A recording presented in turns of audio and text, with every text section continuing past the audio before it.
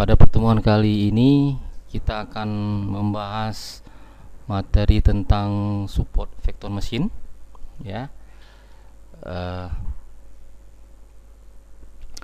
Kita masuk pada definisi apa itu support vektor mesin.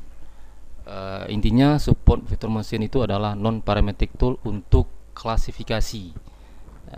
Dia bisa untuk klasifikasi, juga dia SVM untuk bentuk klasifikasi yang regresi juga. Tapi pada pertemuan kali ini materinya akan membahas khusus untuk klasifikasi. SVM juga digunakan untuk terutama untuk memprediksi. Jadi tujuannya adalah untuk memprediksi dari setelah kita klasifikasi. Nah, ini bagaimana bentuk teori dari SVM? Pertama coba kita lihat gambar berikut ini. Intinya adalah dia ingin mencari garis pemisah di antara dua titik. Yang garis ini disebut dengan garis hyperplane atau decision boundary. Jadi garis pemisah antara dua data. Nah, misalkan ada garis pemisah di sini kita sebut sebagai B1.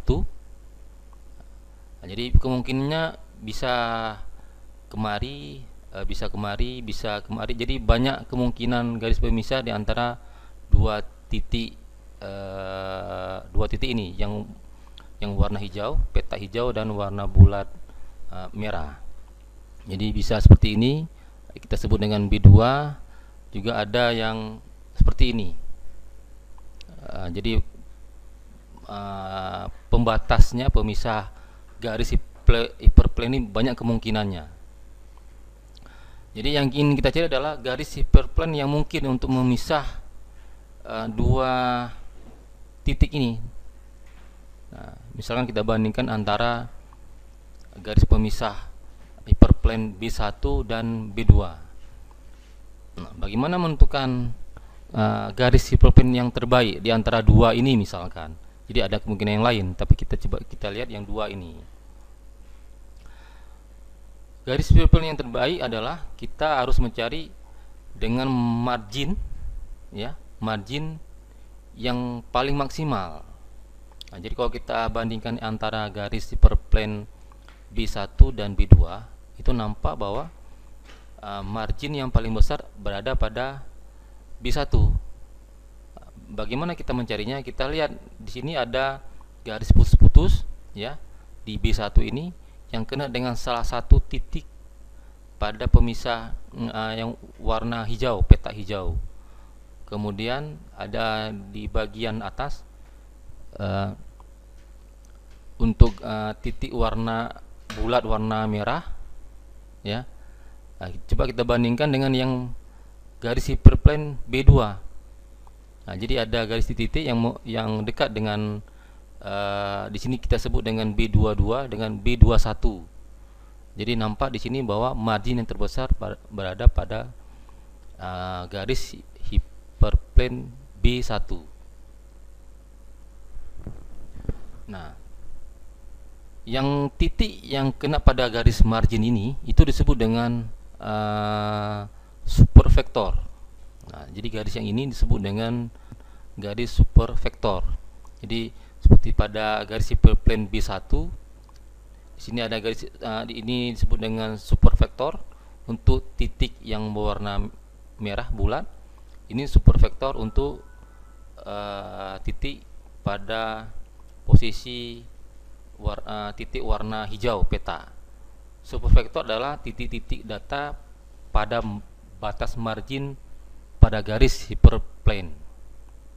Dimana kalau kita sebut di sini adalah garis B1 itu mempunyai suatu fungsi persamaan di mana vektor W dikali dengan vektor X, ya, ditambah dengan B sama dengan 0. Jadi di sini titik garis hyperplane ini disebut dengan garis yang fungsi ini, di mana B itu adalah bias. Jadi kalau kita lihat bias itu adalah dari titik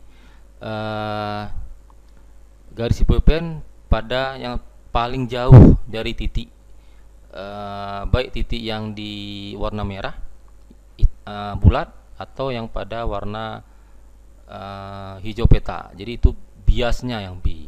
Kemudian yang margin di bawahnya pada yang bergaris titik yang ini disebut dengan persamaan vektor W dikali dengan vektor X ditambah B sama dengan negatif 1. Di sini kita anggap misalkan yang warna hijau peta ini dia negatif 1. Juga yang di atas ini disebut dengan plus 1. Jadi pemisahnya adalah yang ini warna merah bulat plus 1, yang warna hijau di bawah ini negatif 1.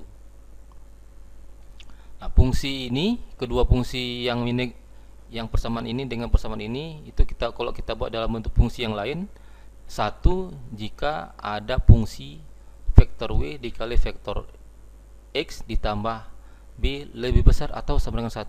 Jadi ini titik-titiknya.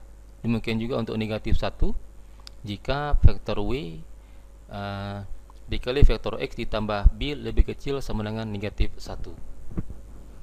Dimana margin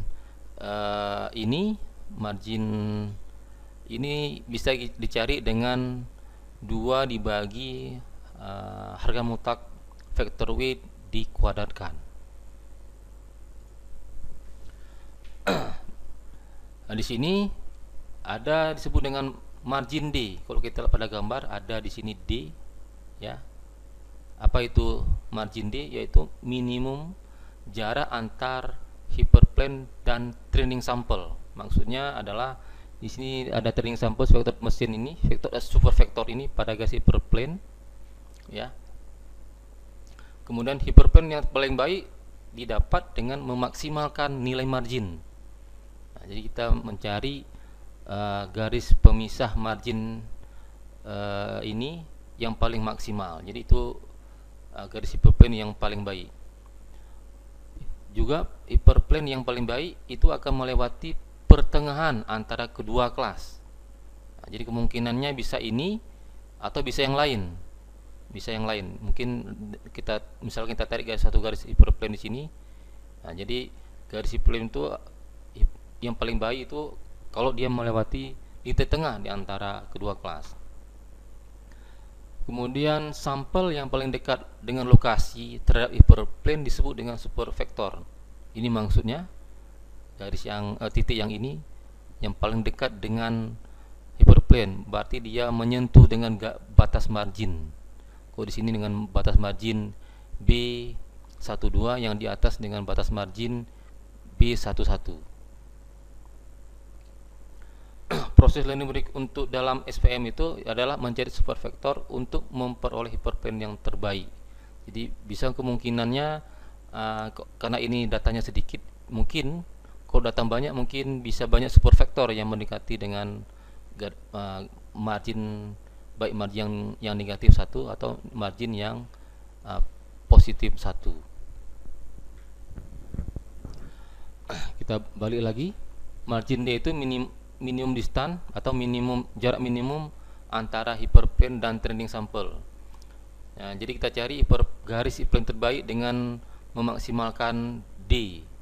Jadi maksudnya kalau D ini adalah sama dengan margin di sini. Jadi 2D di sini. Jadi ini D untuk negatif 1, ini D yang di atas ini nanti ada untuk positif 1. Jadi kita cari yang paling maksimal. Nah, bagaimana kita memaksimalkan D itu? Misalkan kita punya data, ya, kita sebut dengan training set, ada data vektor X1, ya, dengan kelas labelnya di sini bisa karena dia dua kelas tadi, negatif 1 atau positif 1. Kemudian ada vektor X2 juga mempunyai kelas label dan seterusnya sampai vektor XL dengan kelas label YL. Kemudian jarak antar hyperplane itu dengan vektor ini, vektor ini, ya, pada training set kita mutlakkan dia, kita cari agak mutlaknya, ya.